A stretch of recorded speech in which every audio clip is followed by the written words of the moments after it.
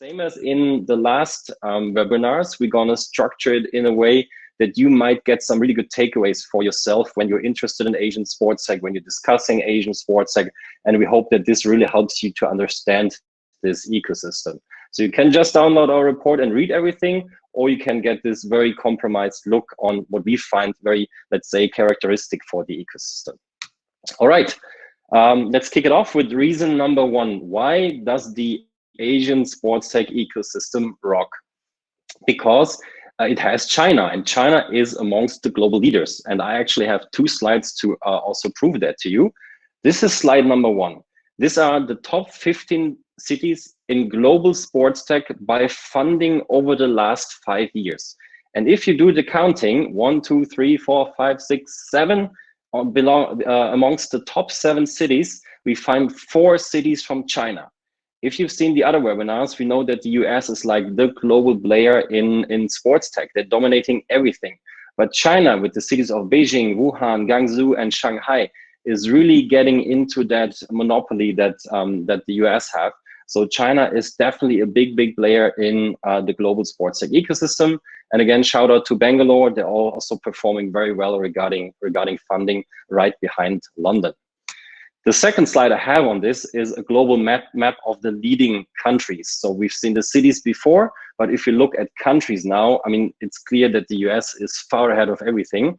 But already on rank number 2, we have China. And I have to say the number that you see there is actually way higher by now after our updated research. So this should just let you know that China is on position number 2, right behind the United States. And again, India performing well on rank number 2. So very good performance out of the Asian sports tech ecosystem.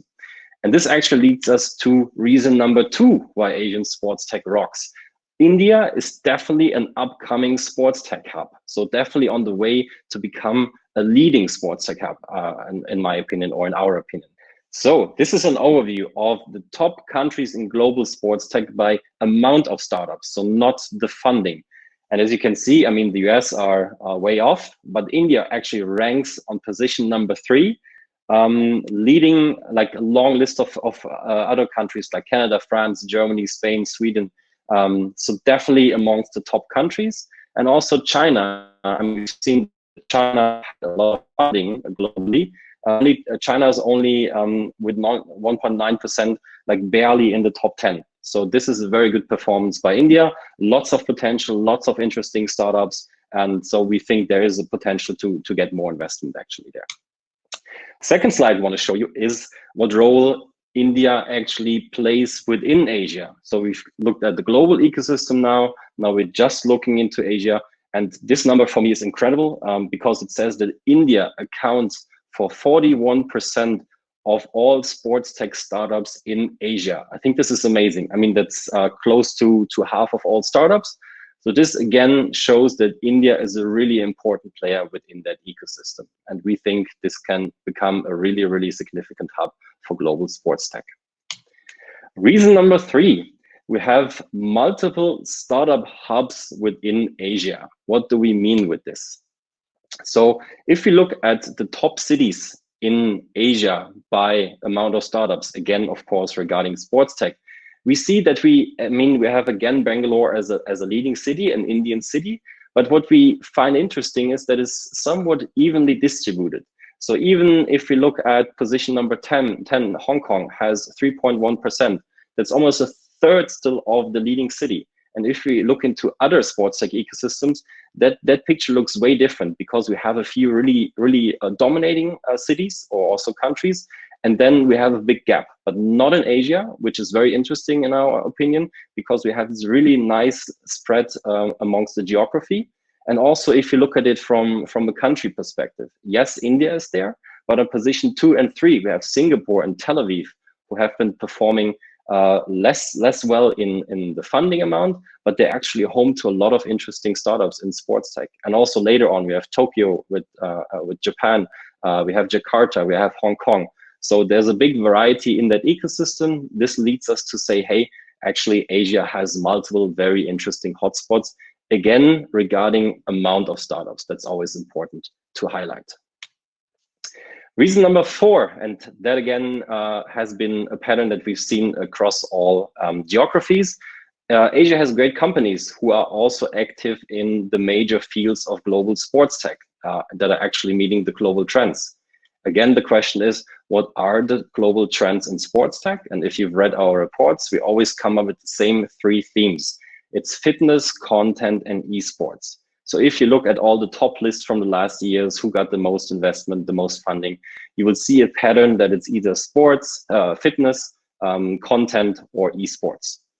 And if we look at our sports tech framework, and I'm going to say something about this in a minute, and if you look at the companies who got the most funding over the last 5 years in the respective subsectors, we will again see that this pattern is reflected. Just a quick run through the framework. So this is how we structure the sports tech ecosystem. We have 3 main areas, starting with activity and performance. These are the solutions that are for the athlete, the person who is performing and doing sport. Then we have fans and content in magenta, who's actually by far the leading category or sector in Asia with 4.1 billion investment. There you have the consumer of sports. So whoever is watching a game, might be at home, in the bar, on the mobile phone, and yeah, wherever you consume content. And the third sector is management and organization, which is more of a B2B sector. And this is more for the executives. So the people who have to organize venues, leagues, events, running fitness studios, and on all these kind of things. And without diving into this framework and the companies too much, I just wanted to show you that this pattern that I mentioned before is actually reflected. So for example, let's look at fitness. So fitness is reflected, of course, in activity and performance. So for example, we have Ovix, which is a fitness company, and we have CureFit, a very successful company, raised a lot of money recently. Both of them are in the fitness sector. Then let's move to content. We have Dream 11, we have WSC Sports, we have DoYu, we have Playside. All of them are basically producing great content. But also in esports, DoYu is not only content platform, but they're an esports streaming platform. And on the upper right, we have STYD, S-T-Y-D, a bit hard to read for everybody who cannot read Mandarin, but they're also in esports. So like I said, the pattern of fitness, content, esports reflected within this framework.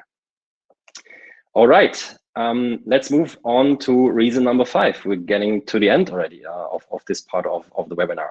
We've actually seen some really, really big deals happening in Asia, something that is incredibly impressive to us. And if we just look at, let's say, the top 5 companies in sports tech in Asia by their all-time funding, we see a couple companies like Le Sports with some story behind, but raising above $1 million. We have DoYu raising above $1 million. We have Huya with 860, and so on and so on. So big investment rounds, lots of money going in. That's always a good sign for a strength of an ecosystem. But this also leads to the fact that Asia, and especially China, is home to a lot of the global sports tech unicorns. So this is a map of all global sports tech unicorns as we could identify them globally. And if you look at this, it's a pretty clear picture. There are a lot of them in the US, and there are a lot of them in China. And there are a few other ones, one in Switzerland, one in India, also Asia, of course, and one in Brazil. So we can definitely say that Asia, and specifically China, is able to pull off big deals and also to create some very interesting unicorns. And I mean, there are some other companies as well, like CureFit that we've seen, which is a designated unicorn. So that's something that you would probably call a Sunicorn. All right, one last slide to wrap this up. This is also reflected, the ability to get big deals in the funding that we've seen throughout the years in Asia. And especially 2016 and 2018, we've seen some really big deals. And this led to the fact that we had some really good spikes in the funding. So these were really the outbreak years for Asian sports tech. 2019 was a bit weaker. And I mean, this year is facing obviously some bigger challenges. So we're curious how this is going to continue. But why am I showing this slide specifically is what you can see below the graph, actually. This is the ticket size. And what we've noticed are two things. A, there is a difference between the average ticket size and the median ticket size. And if especially you look at the average ticket size, you can see that these are really big numbers, especially if you compare that to, for example, the European ecosystem, the North American ecosystem, especially in the two breakout years, 2016, 2018, the average deal size was about 40 million US dollar, or in 2018, above 30 million US dollar. This is amazing. This is incredible. This is like X-fold what the other regions have. And even in, let's say, a weaker year like 2019 or 2017, we have two-digit million dollar accounts as the average investment. So very, very interesting to see. All right, these were the 5 reasons why we think Asian sports tech rocks. But if you've seen us before, we also always mention one challenge that we see in an ecosystem. We're going to explain this to you. Why do we think Asia needs a broader ecosystem? We have 2 slides on this. So if you especially look on initiatives that support early stage startup companies or ideas, so the ones who kick off, let's say, the initial ideas, we see that both Europe and North America have a way bigger variety of initiatives, especially if we look to accelerator and incubator programs. So what we found in Asia is Hype Sports Innovation with their virtual accelerator, IAG Sports Industry Accelerator, and of course, Qatar SportsTech powered by Startup Bootcamp. This is, let's say, it's good. We appreciate what these guys are doing. But I mean, in a big continent like Asia, this is just not enough yet. So there is a need to cover more countries, more cities, maybe a bigger variety of topics, and maybe also to include more partners, so that especially the early stage startups, and we have a lot of them, that they can take off. And if you look at the Asian map regarding the funding over the last 5 years, if you look at it from a country perspective, we know that China performs strong. We know that India performs strong. But what's happening after that? We have Israel and Japan. They're both around 100 million US dollar over the last 5 years in investment, adding 3 million from Pico, who you're going to see later. They announced the investment round yesterday, I think. So this number goes up a little bit.